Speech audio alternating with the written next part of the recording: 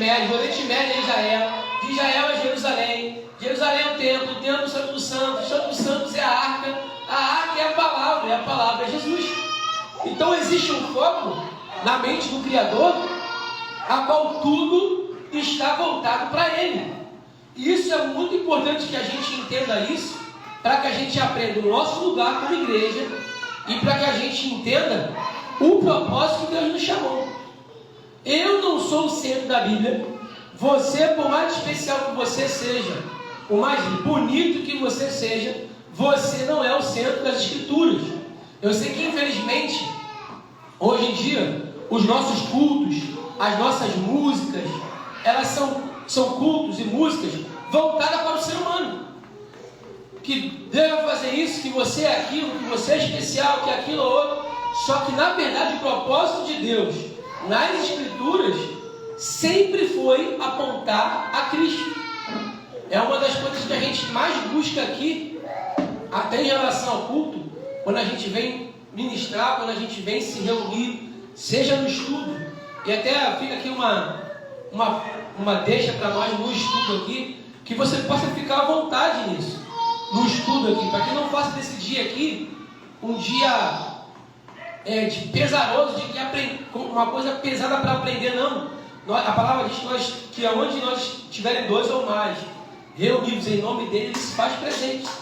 Esses assuntos que nós estamos falando aqui, homens no passado falavam, se reuniam para falar. Deus, ele se alegra quando a gente para, talvez a nossa vida, talvez os nossos problemas que às vezes a gente tem, nos esvazia dele para falar dos assuntos do reino. E os assuntos do reino têm a ver com o rei do reino. Sempre fala que às vezes a gente tenta converter toda a palavra, ou os louvores, ou um momento de culto para nós, sendo que nós estamos sendo chamados para olhar para onde o Pai está olhando. Pois a porção do Senhor é o seu povo. E Israel é a herança que lhe coube. Aí o texto continua e ele fala que ele guarda como uma menina. Quem já ouviu essa expressão aqui, a menina dos olhos de Deus? Quem é a menina dos olhos de Deus? Está claro isso? É a igreja? Não. É Israel. O que significa ser a menina dos olhos de Deus? A pupila é o reflexo que está no seu olho, ele vai denunciar onde você está olhando. Menina dos olhos significa para onde o Eterno está olhando. Aí você fala assim, poxa, mas por que Israel é mais especial que o Brasil? Você pode pensar isso, não tem problema nenhum. Mas o que ele está falando é o seguinte: de todas as terras, de todas as porções do mundo, Deus escolheu aquela porção para ele. Ele comprou aquele terreno ali. Está entendendo? Aquela porção ali é dele. Qual porção? Israel. Em algumas versões está Jacó, mas sabemos que Jacó trocou o seu nome para Israel e ele representa agora uma nação. Israel é a herança que ele coube. Então o que significa isso? Aqui não é uma guerra para que a gente brigue quem é melhor, quem Deus gosta mais, se é a igreja, se é Israel. Não existe essa guerra. Nós, como igreja, precisamos entender claramente quem é esse povo aí. Não para nos tornar judeu, mas para entender o nosso projeto. Se eu não entender eles, ou o projeto que Deus tem com o mundo e com Israel, vai ficar difícil de a gente entender o nosso projeto como igreja. A porção do Senhor é o seu povo, e Israel é a herança que ele coube, como a menina dos olhos. A porção de terra é Israel, e menina dos olhos é onde ele está apontando. Mas eu coloquei aqui no cantinho aqui uma imagem de propósito da serpente para representar Satã. O que Satã está fazendo ali? Da mesma forma com que Deus está olhando para Israel. E por que Deus está olhando para Israel? Por que Israel é a nação? Falamos aqui. Por quê?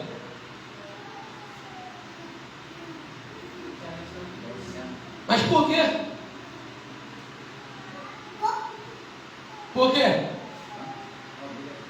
Hã?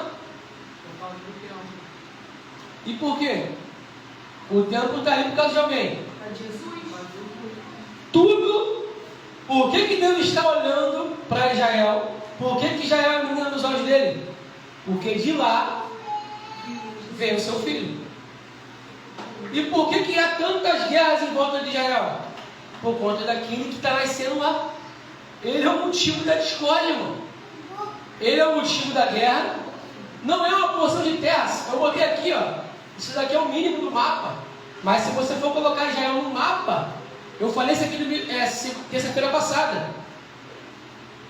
Israel é um país menor do que o nosso menor estado. O Brasil seria algo para que as nações brigassem em ser um país. E vão começar, eu acho que vai começar a dar ruim agora. Vão começar a olhar para cá, porque aqui, irmão, a gente não precisa de nada. Água, a área verde, tudo. Só que Israel tem alguma coisa especial. E o que faz ele ser especial para Deus olhar aí? O descendente. Gênesis 3,15. Eu vou sempre repetir essa promessa aqui. Qual é a promessa? Você tem que gravar isso. Da mulher virá o descendente que esmagará a cabeça da serpente. E essa promessa você não pode esquecer. É a qual está voltada a todos os olhos. E é por isso que você vai ler Apocalipse, você vai ver uma guerra de uma serpente gigante contra uma mulher. Porque está falando da mulher, vai vir um que vai pisar na cabeça de Satã. A guerra começa ali, por isso eu coloquei essa imagem. Deus está olhando para onde? Poxa, mas Deus não está olhando aqui para o nosso culto. Deus não está olhando, é claro que está. Mas a gente está falando do foco e da qual tudo se movimenta. Não vai ser olhando para, desculpa os termos assim, né? Não vai ser olhando para São Paulo que eu vou ver se Jesus está voltando ou não. É assim que funciona a Bíblia. Não vai ser um terremoto que vai acontecer em Santa Catarina que vai mexer em alguma coisa com o reino espiritual da volta. Agora, tudo que acontece em Jerusalém é sinal para que a gente olhe, porque esse aí é um sinal de que está se movimentando o relógio. Se você for ler Mateus 24, como nós já falamos aqui, iremos continuar falando sobre esse texto. Deus fala aqui para que a gente observe a figueira. Quem já leu esse texto? Quando a figueira começar, é porque é sinal que está chegando o verão. É uma parábola que ele está contando. E quem é essa figueira de que ele está falando? Hã? Não. Depois eu vou botar os textos aqui, talvez na semana que vem, para você ver de quem que ele está falando. Quem é um relógio para que a gente entenda as profecias. Como eu falei, pode, sei lá, Deus nos livre, mas tem um terremoto que arrase com o Rio de Janeiro aqui. Irmão, com todo respeito, até aí não mudou nada. Agora, tudo que acontece em Jerusalém, nós temos que ficar ligados, porque é o nosso relógio. Quando eu coloquei aqui a serpente, é porque a inimizade entre ele e a mulher está até hoje. Aí por isso que eu já até expliquei sobre isso daqui. Quem é a mulher de Gênesis? Que está simbolizando ali Gênesis? É Eva? Não, Eva já morreu. Quem é a mulher? Maria? Poxa, mas a perseguição e a inimizade começou desde que Israel se tornou povo. Quem lembra aí? Israel começou a sofrer perseguição. Quem lembra quando José trouxe a sua família, os seus 11 irmãos do Egito, seu pai, para o Egito, que eles começaram a crescer ali? O que aconteceu? Quem lembra dessa história? Eles sofreram o quê? A escravidão. Lembra? O povo começou a ver o rei começou a ver aquilo ali como uma afronta, como medo de perder o lugar. Por isso que Israel ficou escravo no Egito. Então a perseguição é desde quando Israel é povo. Não pode ser Maria. Dizem que é Roma, também não pode ser Roma. A perseguição começou antes mesmo de Roma existir. Quem é a mulher que está brigando, que está sofrendo dores de parto, desde quando teve a promessa? Não é fácil para Israel ter um filho Messias. Tem um Salmos que diz que somos levados para a morte todos os dias. Por amor de quem? Por amor a ti. E desde esse momento Israel sofre. Por que Israel sofre? Por causa do Messias. Israel não podia ser um povo que ficasse em paz com os outros povos? Podia. Mas tem uma inimizade ali entre Israel e Satã. Por isso essa guerra acontece durante toda a existência desse povo. Esse povo sempre sofreu escravidão, exílio, foge da terra, isso, aquilo, outro. Por quê? Por conta da inimizade entre Satã e aquele que viria dali. E durante todo o momento, inclusive quando Jesus nasceu, Herodes foi tomado de um ódio. Lembra? Quem lembra desse episódio? O que ele decretou?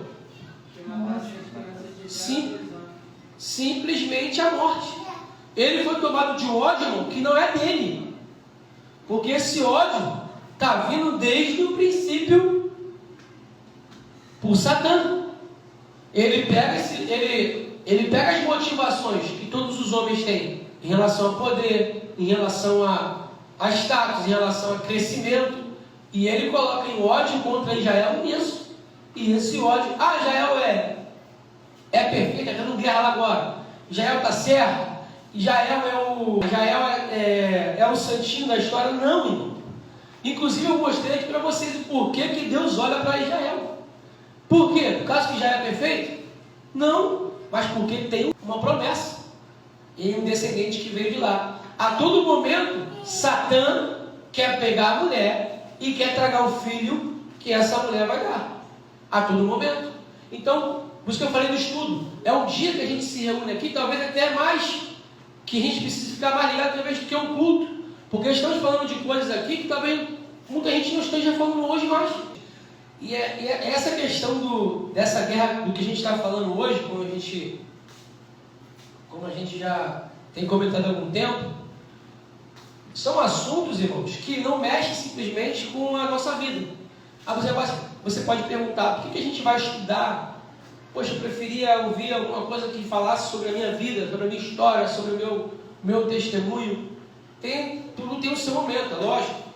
Porém, quando a gente fala do projeto de Deus, e quando eu e você escolhemos estar aqui nos aprofundando na palavra, é porque nós queremos, nesse momento, defeitos temos, mas queremos de alguma forma entender o projeto de Deus, sem egoísmo. É o momento que você se esvazia e vai falar que Deus não nos abençoa. É lógico que Deus não nos abençoa. A presença de Deus, como eu falei, a mesma forma que Deus está olhando, ele fala assim, prosperarão todos aqueles que oram por Israel. Ele não está falando de pessoas que estão ali defendendo Israel na guerra, para Israel matar fulano e ciclano. Não é isso. Ele está falando que é um povo que vai orar para que Israel consiga se levantar, para que Israel consiga se erguer, para que Israel consiga reconhecer o seu Messias. Essa é a função da igreja. Então, quando nós falamos, ou nós oramos, ou falamos desses assuntos, nós mexemos com o reino espiritual. Eu não sei se você tem entendimento disso. Quando Daniel, quem lembra de Daniel quando ele começa a fazer aquela oração de 21 dias? Jejum de 21 dias. Quem já ouviu falar aqui? Daniel orava na janela, e ele orava em Babilônia. Ele orava em direção ao seu povo Israel. E ele queria entender qual seria o projeto de Deus para o seu povo. Ele já estava na Babilônia, não tinha uma vida ruim, mas aquilo que ele começou a fazer lá na Babilônia, orando sozinho, 3 vezes ao dia, olhando pela janela em direção ao seu povo, aquilo começou a movimentar o mundo inteiro, irmão. De uma forma que você não tem noção. Uma pessoa na sua janela, no seu quarto, numa nação pagã, orando com um propósito, apesar de estar longe, orando como se estivesse lá, ele movimentou o reino espiritual. E nesse jejum que ele fez de 21 dias, para obter a resposta de Deus, a resposta tinha sido liberada por Deus. Deus enviou Miguel para poder entregar a resposta para Daniel. E o que aconteceu? Alguém sabe? A resposta não chegou.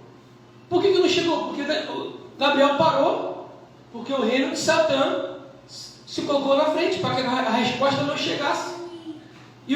depois, Deus teve que enviar o seu exército para que eles vencessem essa barreira e o Gabriel conseguisse chegar com a resposta para Daniel. Estou falando isso por quê? Porque ele orou a oração que Deus queria que ele orasse. É diferente de eu olhar pela minha situação, simplesmente. Não é que você não deve orar, ore e ore mesmo pela sua situação. Mas estamos falando de pessoas que moveram o reino espiritual, irmão. O Daniel moveu o mundo e por isso que ele vai para a cova dos leões. A gente fala, é maravilhoso ir para a cova dos leões e ser salvo na cova. E o leão fechar a boca. Só que isso, irmão, é porque ele não fez 21 dias em prol da vida dele, não. Ele fez 21 dias para entender o projeto de Deus pelo seu povo. E isso que ele fez, aí ele movimentou esse cara aqui, ó. Satã ficou furioso. Para você ver o tamanho da potência que Deus deu, né? Para nós em relação ao nosso projeto, nosso propósito. Se a igreja entender o seu plano em relação a Israel, a gente fazia um barulho muito maior que a gente faz hoje. E o barulho que eu digo, irmão, é um barulho no reino espiritual. Porque quando a gente fala dos assuntos que interessam ao Senhor, a gente mexe com o reino espiritual. É por isso que eu bato bastante nessa tecla aqui, em relação a trazer para Deus aquilo que Deus gosta, e não aquilo que eu gosto. Vou te dar um exemplo aqui simples. Vamos escolher aqui o ministério aqui de louvor, uma música para cantar. Hoje a gente já está tranquilo em relação a isso, né? Mas para muitos lugares talvez não tenham essa consciência.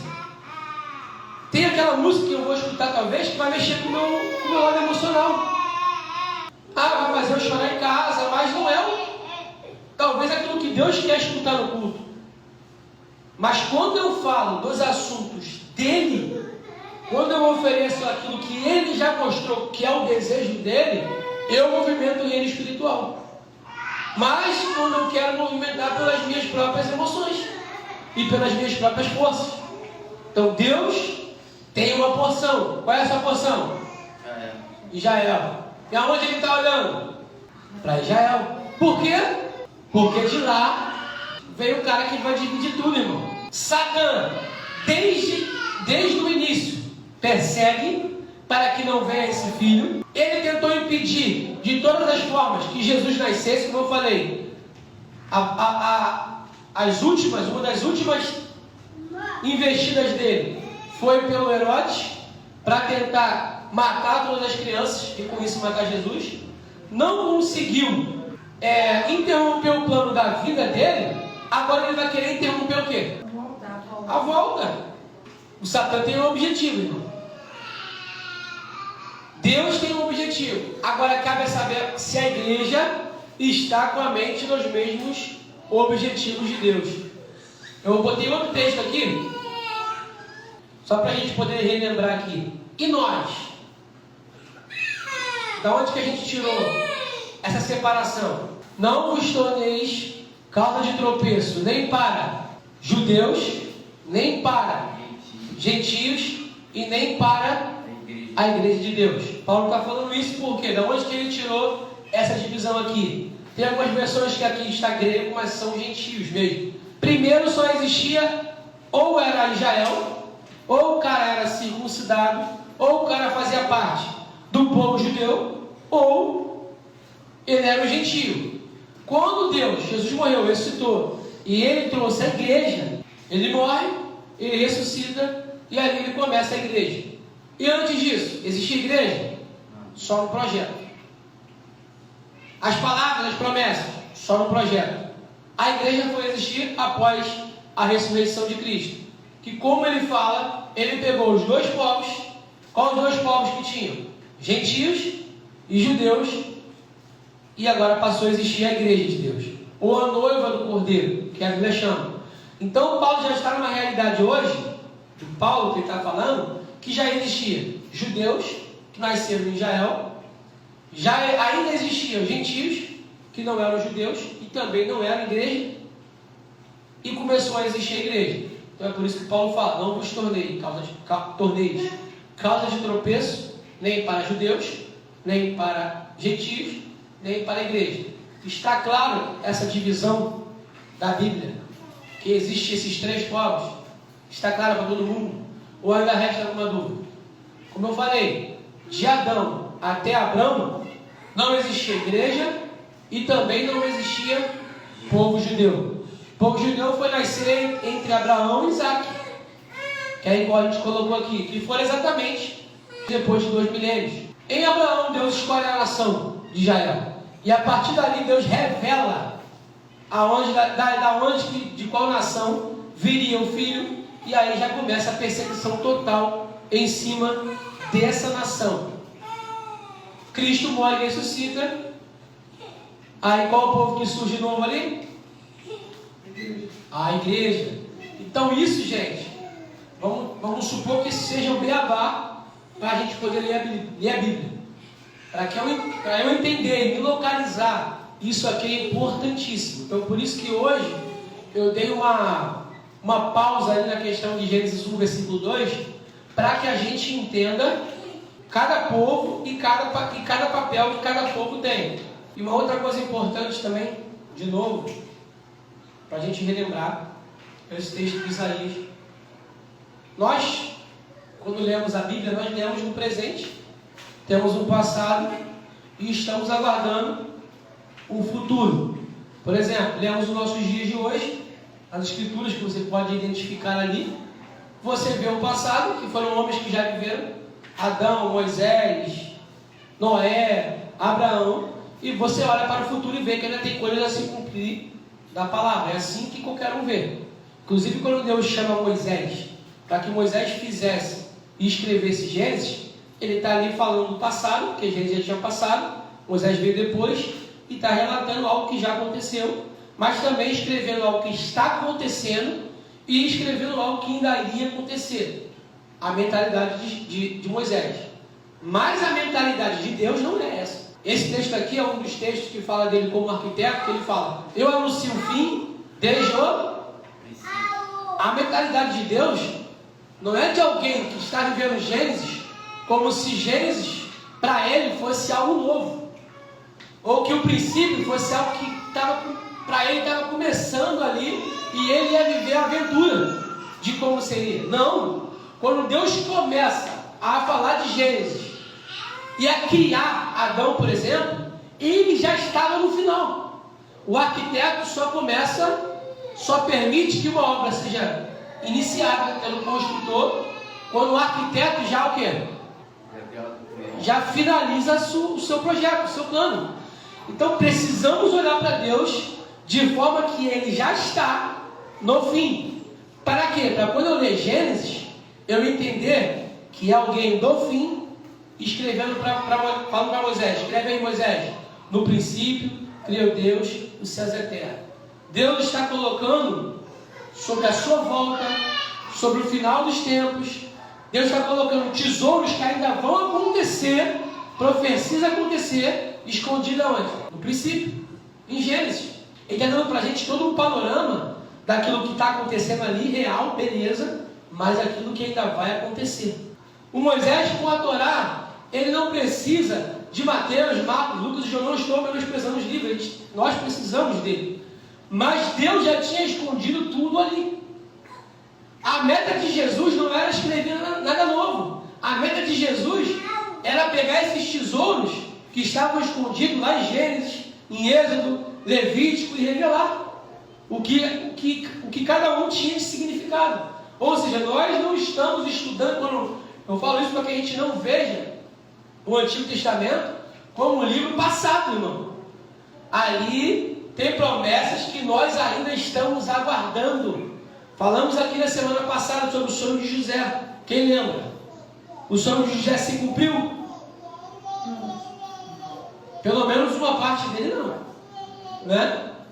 Se você for ver o sonho de José, aonde 11 feixes ficavam em volta, ao redor, e um feixe no centro, e os 11 feixes se curvando diante dele, você pode até falar, se cumpriu. Porque realmente, depois que José se tornou governador do Egito, várias vezes aconteceu essa cena, dos seus irmãos em volta dele, se prostrando diante dele. Agora, o sonho que ele teve com as estrelas no céu, com o sol, com a lua, não tinha como. Não tem como o José reinar sobre vivos e mortos ali. Porque a sua mãe morreu antes mesmo de ele se tornar governador do Egito. Todo mundo lembra disso? Então, como é que ele vai falar que ele se cumpriu aquele sonho? O próprio Jacó, quando Jacó dá aquela interpretação, o Jacó sabe que não é José ali. E a gente vai falar isso mais para frente. Mas só para dar para a gente um panorama de que Deus está escrevendo no início, com situações reais, coisas que aconteceriam no futuro. Essa é a linguagem de Deus. Então, se eu quero entender sobre o fim, Apocalipse, sobre a missão da igreja, por que a teologia ela erra tanto hoje? Isso não estou falando isso para se achar melhor do que ninguém. Como eu falei, nossa proposta aqui é simplesmente parar a Bíblia e deixar que a Bíblia traga para a gente a explicação. Mas por que muita gente se pega nisso? Porque simplesmente os caras pegaram o chamado Antigo Testamento e jogaram de lado. E vão interpretar o que Jesus falava em Mateus, Marcos, Lucas, em Apocalipse, as cartas de Paulo, olhando para frente. Só que na verdade esses homens eram judeus escrevendo baseado em que livro? Paulo Paulo era da tribo de Benjamim. O Paulo está falando de coisas que ele já estudou. Claro que foi revelado para ele em Cristo outras coisas, porque ele não tinha aprendido a essência. Mas quando Jesus vai pregar, a base que ele tem para pregar é a Torá e os profetas.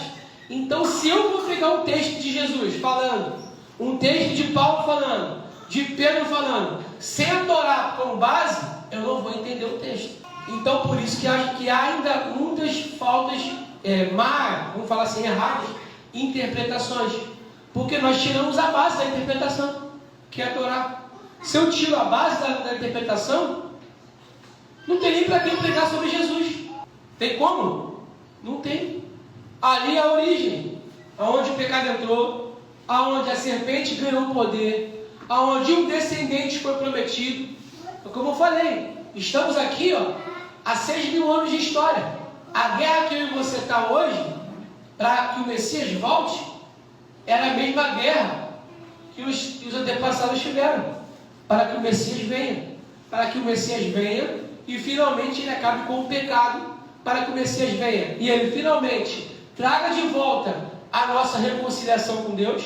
Essa era a esperança de todos eles, de Noé, de Abraão, de Jó, qualquer um que a gente vai ler lá, a esperança desses homens era que quem viesse, o descendente. Então o foco da Bíblia, que fique claro para nós, quem é? Não adianta a gente só cantar, tem tudo a ver com ele. Não, irmão, a gente tem que conseguir compreender isso.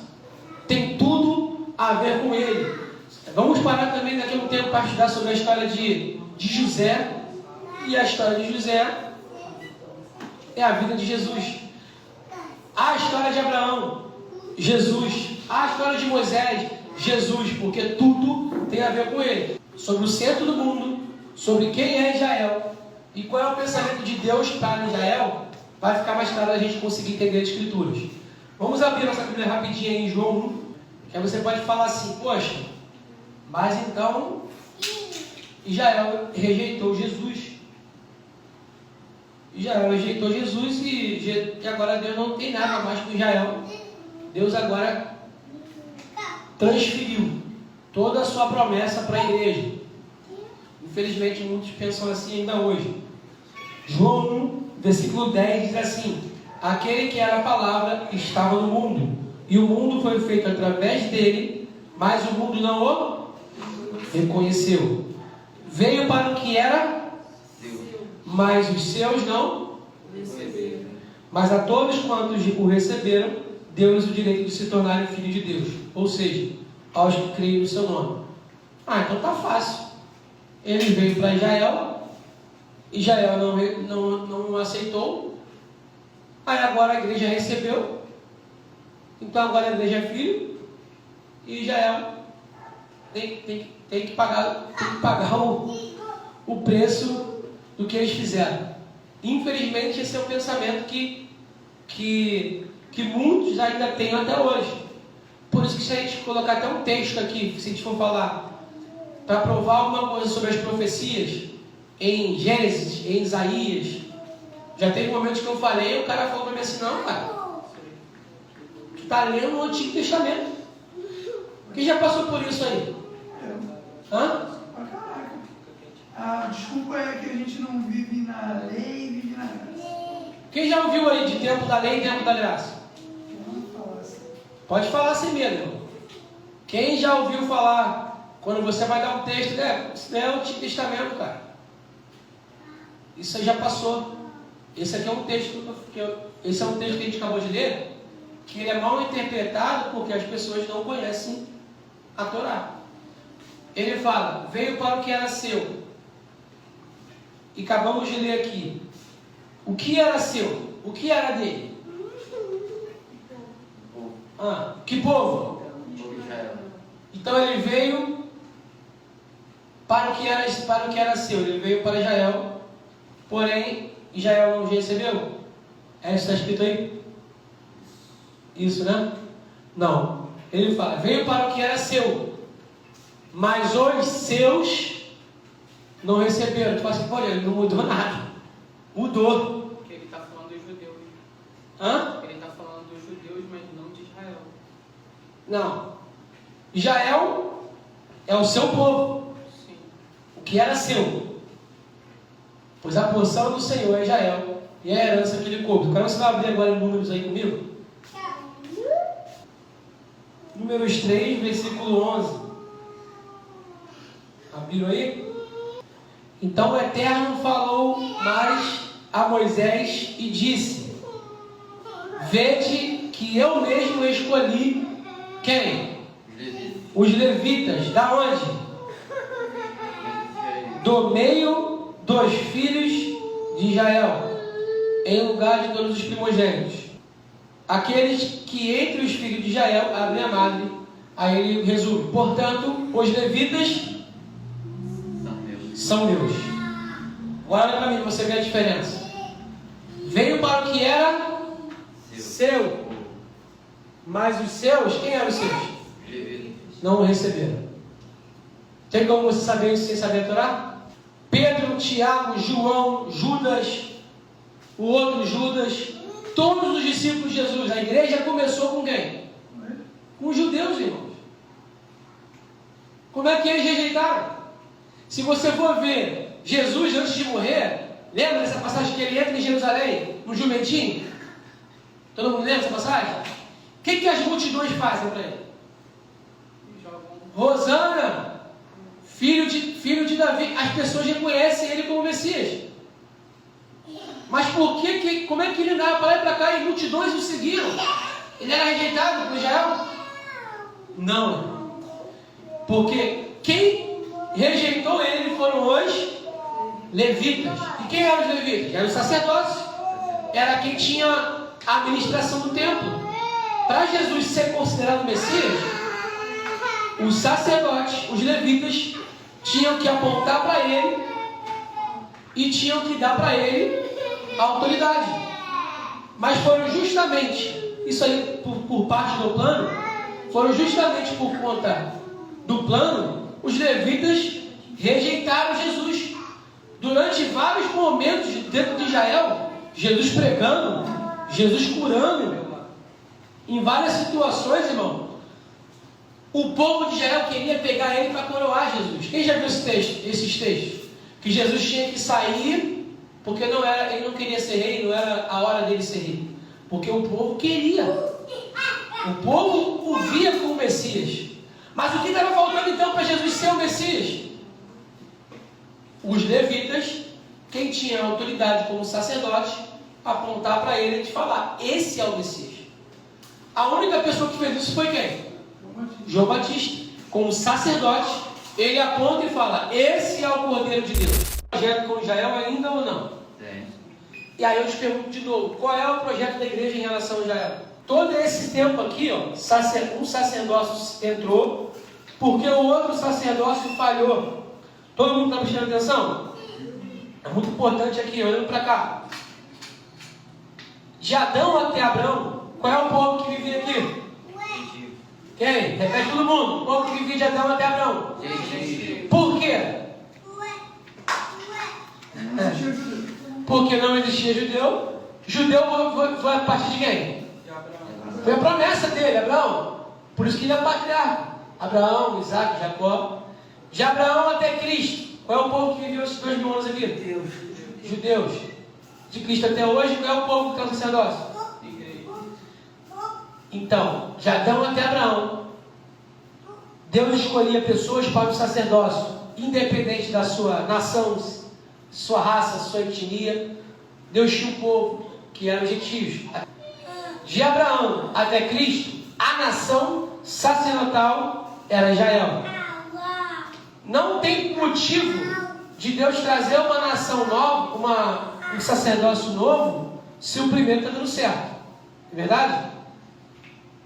Mas se ele trouxe o novo aqui, é porque o primeiro deu errado. Se ele trouxe o novo depois de Cristo, é porque o primeiro deu errado. Falamos aqui e vamos falar um pouco mais sobre essa rejeição de Deus com Israel. Não, essa rejeição dos levitas com Jesus. Vamos falar mais sobre isso. E agora a igreja, será que ela deu errado ou está dando certo?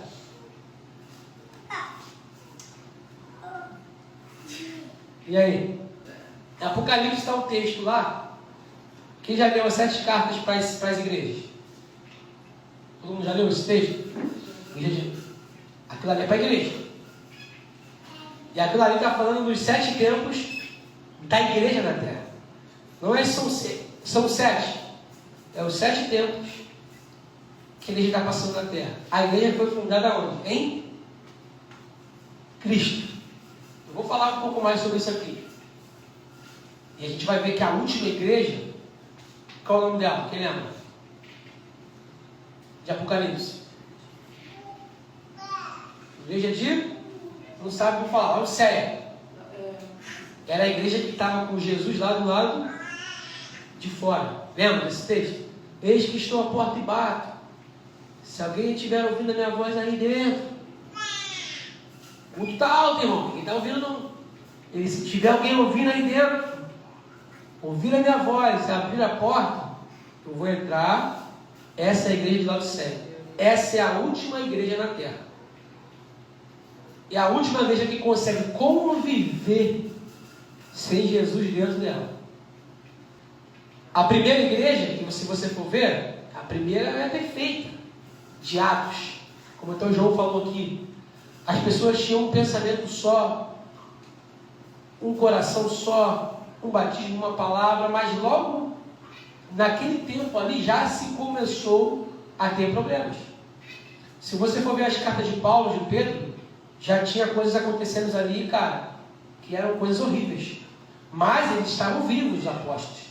Mas quando eles morrem, aí virou bagunça. Lembrando que nós não estamos falando aqui de religião nenhuma.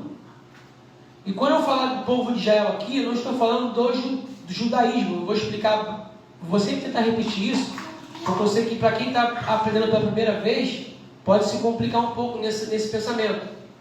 Judaísmo é uma coisa, e Israel, que a gente está falando na Bíblia, é uma outra coisa completamente diferente.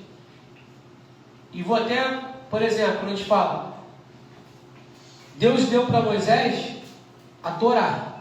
Aquilo é o modelo para que o povo de Israel fosse de Deus, para que o povo vivesse com Deus no meio deles. Modelo de culto, modelo de família, modelo de trabalho, modelo de tudo. Está na Torá para o povo de Israel. Mas em nenhum momento Deus falou para Moisés assim: Moisés, esse daí é o judaísmo. ou esse daí é a religião judaica. Se você ler isso daí em algum lugar, você não fala. Nem no português, nem no hebraico, nem no inglês, nem no aramaico.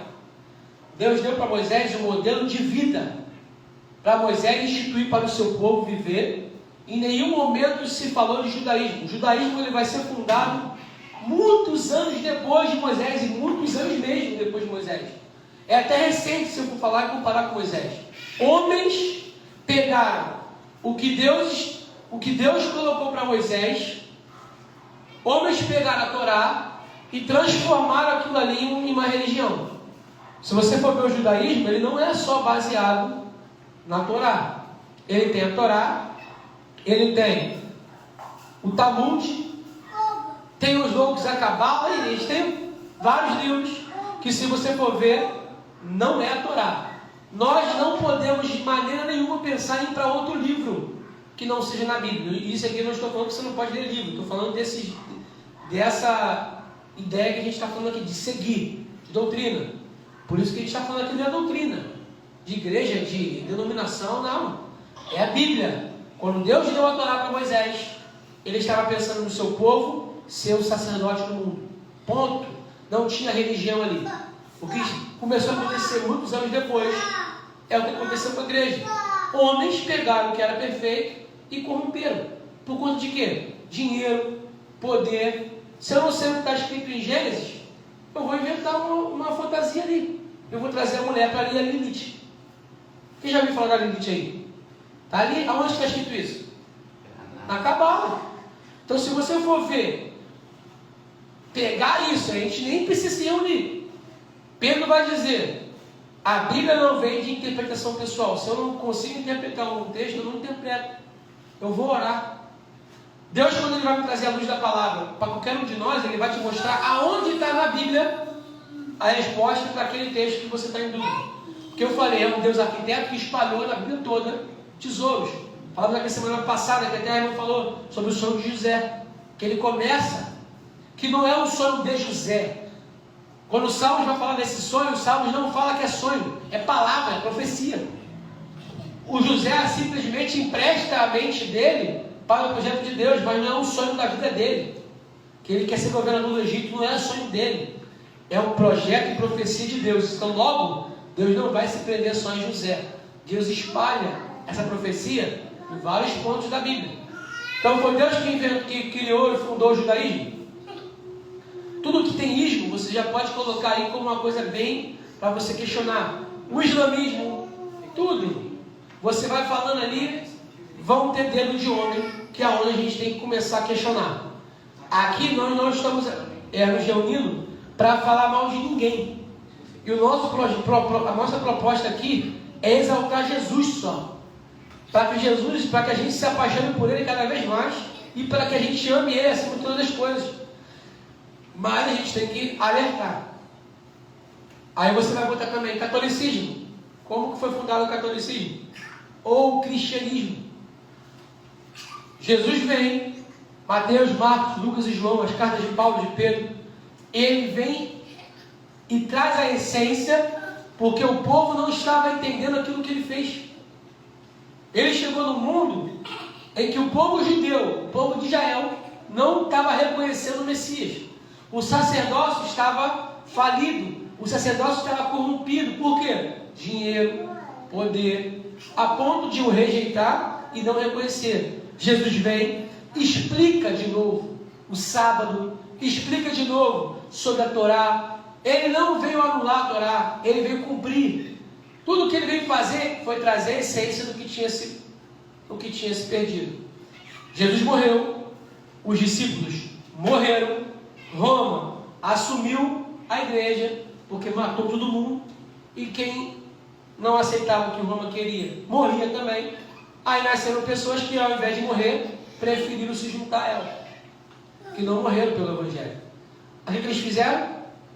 Pegaram o que Cristo falou, pegaram o que Paulo falou, o que Pedro falou, e transformaram isso em uma religião, seja ela o cristianismo, seja ela o catolicismo, sendo que isso você não vai ver na Bíblia. Então a gente está se privando em falar das Escrituras, justamente para que a gente não interprete mal como uma religião. Quando eu falar de Israel aqui, eu estou falando da Bíblia, de como Moisés via Israel, como Davi via o povo judeu, como Salomão via o povo judeu.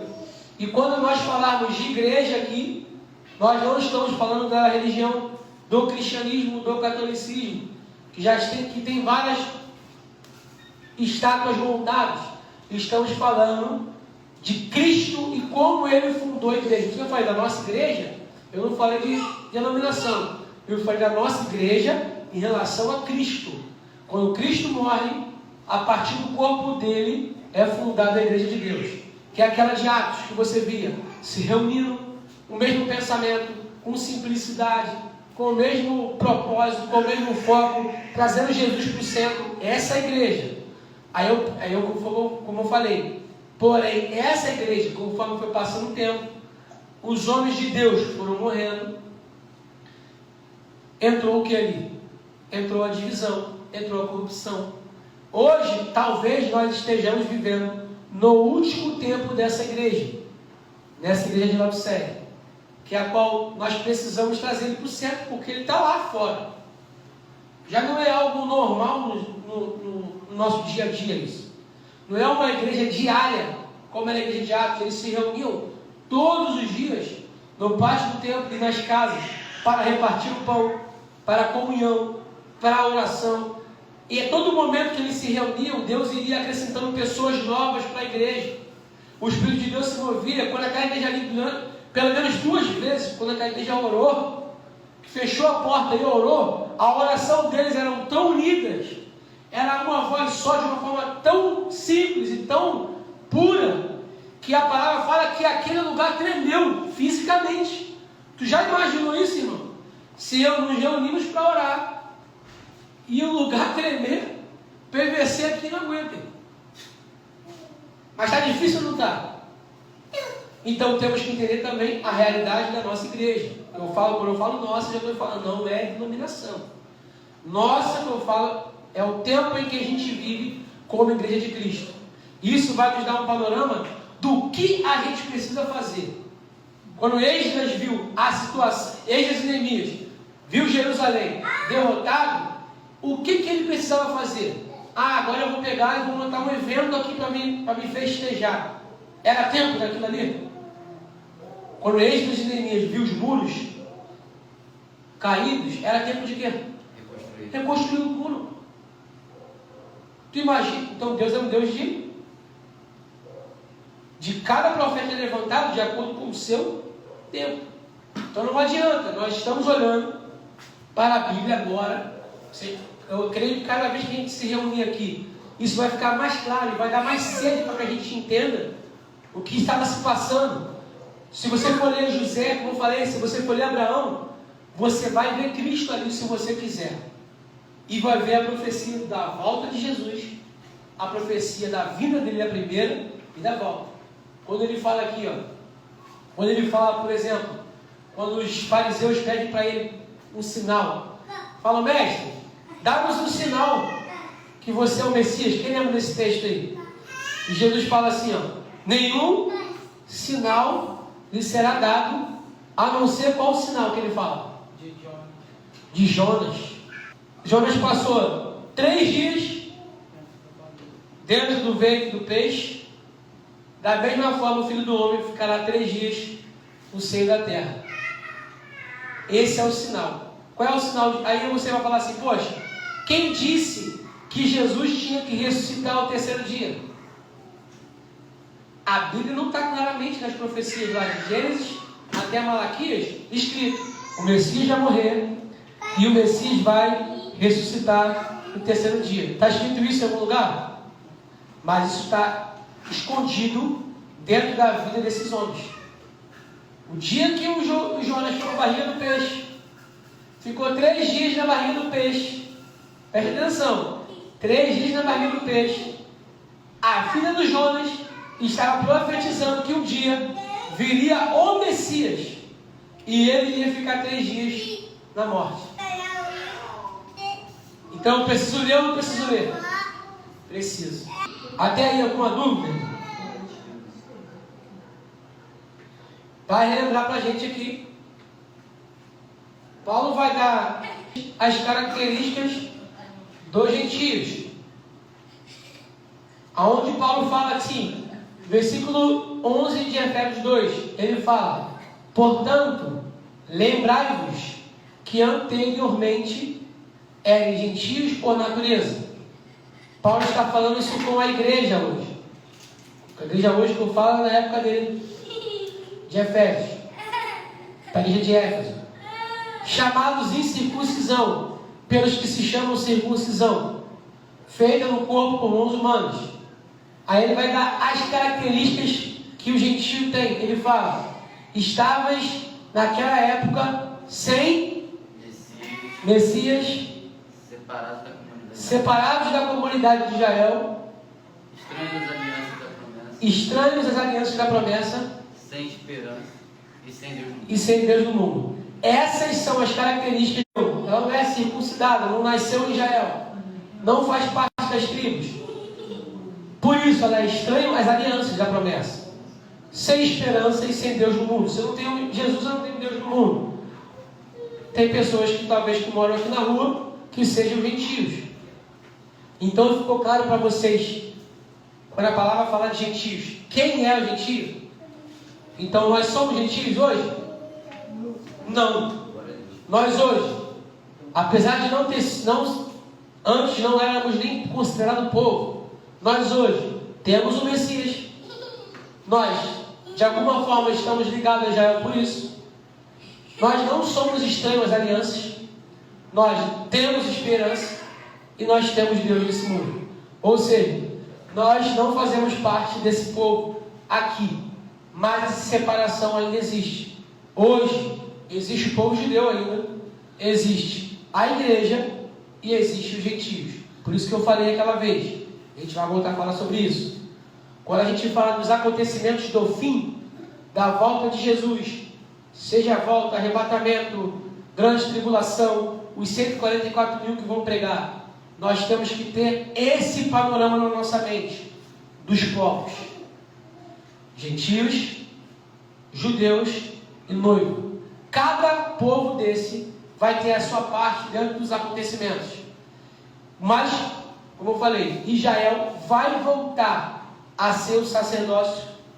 E nós só estamos aqui, por um tempo.